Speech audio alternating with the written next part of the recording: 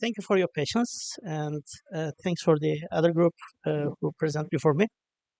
So I was coming from uh, a long way, Izmir, another city, because I moved to Izmir 3 months ago in order to work for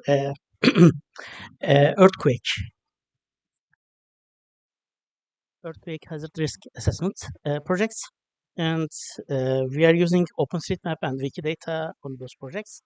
So I'm going to talk about disasters today, not risk assessment, not the hazards. So, who am I? Uh, I'm a surveying engineer and a DevOps engineer too, and I work in earthquake preparedness projects in my professional life. But also, I'm a member of different societies like free software and open data communities, also disaster relief communities as well. So today I'm going to talk about the role of OpenStreetMap and Wikidata in disaster response. So uh, disasters are the form of a thousand deaths or more injuries or the loss of working power, the loss of educational time for the communities, and disasters mostly hit the global south, not the global north, not well-developed countries. They mostly hit the developing countries or with the famous name, the global south. So there have been earthquakes happen since the beginning of human life, and there have been earthquakes happen for the last century and this century as well. And in Japan, earthquake is a hazard, and it's a kind of danger, not a disaster every time, because when an earthquake happens with the scale of 7.4, only four people die, and two of them are usually heart attack.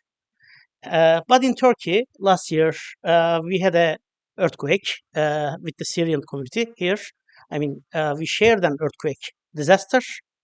The official number is 60,000 people, number of deaths.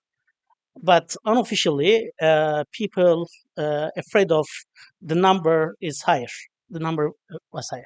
So uh, the fight, I mean, in order to fight the hazards and not let them become the disasters, we have a strong power. It is called knowledge. And the best way of having that knowledge is open data and open knowledge projects. So two of them are OpenStreetMap and the Wikidata here. And after the disasters, we may create or we may use the open data tools like Wikidata and OpenStreetMap here. So first of all, those communities, those open data tools are uh, coming from strong communities. There are more than 1 billion users of OpenStreetMap all around the world, and more than 10 million users creating geospatial data on OpenStreetMap platform every day. Especially for more than 450,000 of them, the OpenStreetMap community doing it in the way of humanitarian way.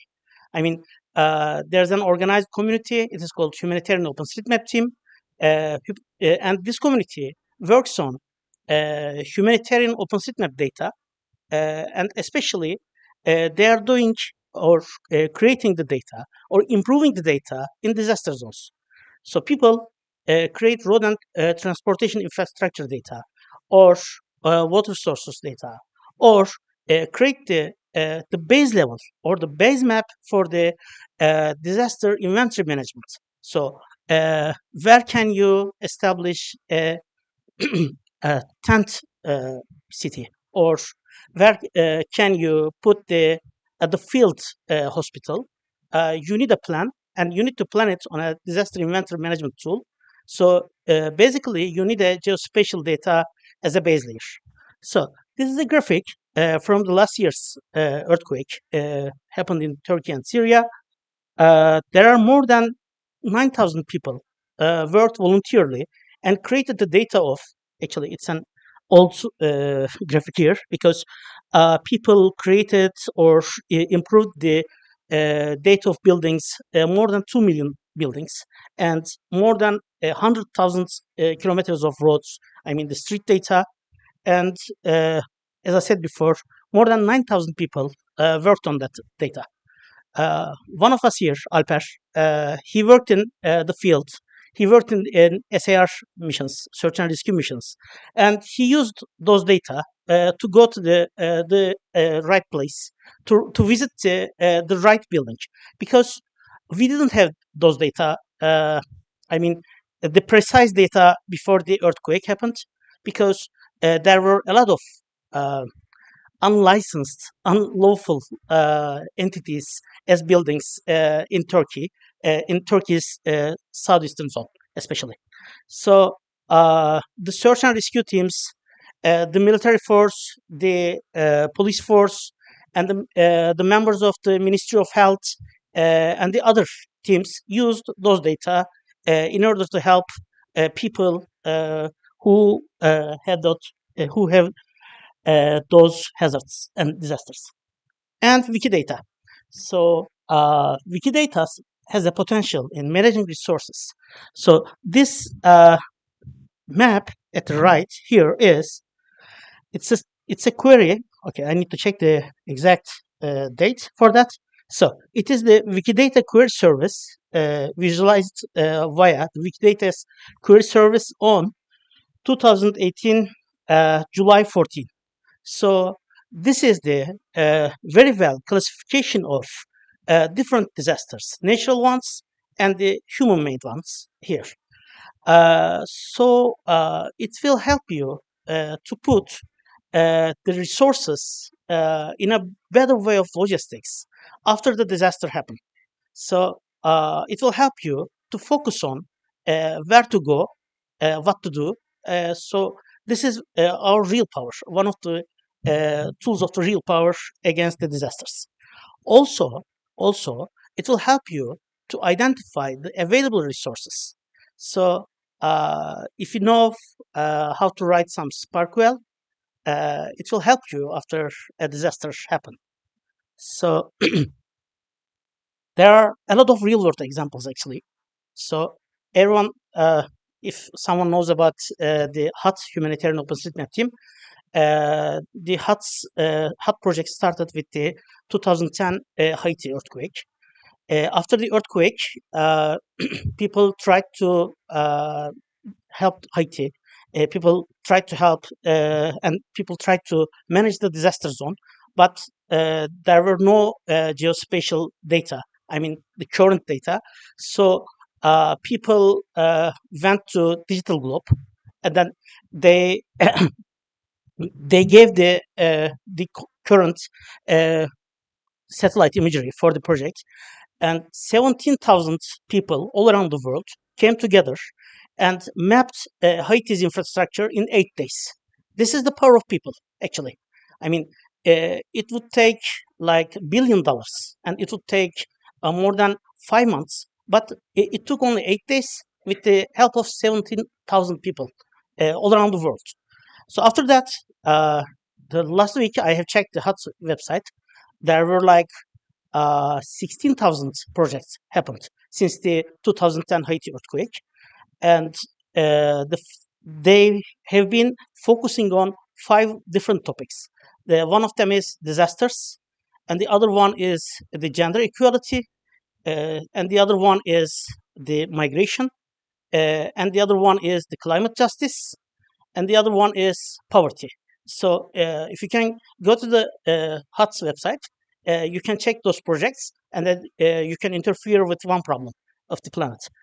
And the Sandy hurricane, OpenStreetMap community helped the people who want to do who want to fight with the hurricane effects. In Nepal earthquake, Wikidata again was used to track aid distribution. Also, I have some other uh, examples here. One of them is 2019 Kerala floods, and the some other here. Sorry, I'm checking my notes. In 2013, there was a typhoon, Haiyan typhoon in Philippines. In 2014, Ebola outbreak in West Africa.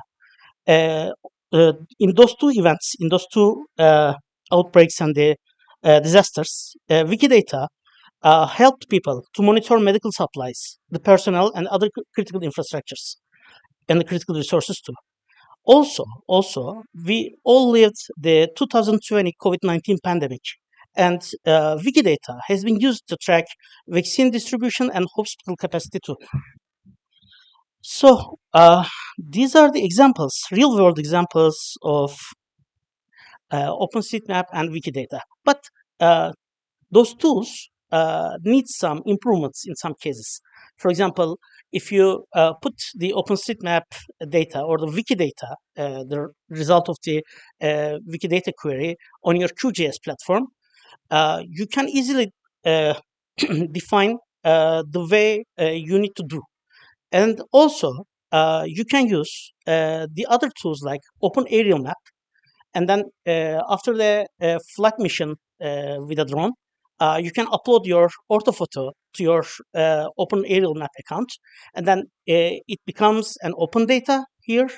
And also, people can use it on their own platforms like QGIS, OpenStreetMap, and also the other tools as well. So, uh, I mean, being a member of OpenStreetMap community and Wikidata community, it's nice, but you need to improve it by being member of those communities as well. So, uh, but what we do, I mean, how many of you are the members of OpenStreetMap community, for example? Okay, so nice. So I guess that we need more members in both communities, because without the help of the other community, the one community cannot go well. Also, uh, like Alper is doing here, we may need to be a member of the local search and rescue missions or the other disaster preparedness missions too, and make the people in those missions aware that OpenStreetMap and the Wikidata tools are so powerful. Let's do it. Thank you for listening.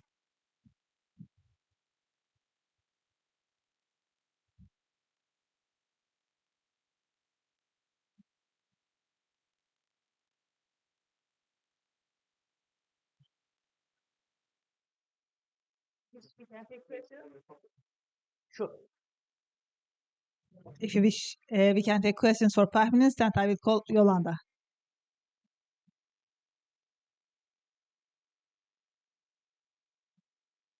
It looks like everyone is satisfied. Thank you.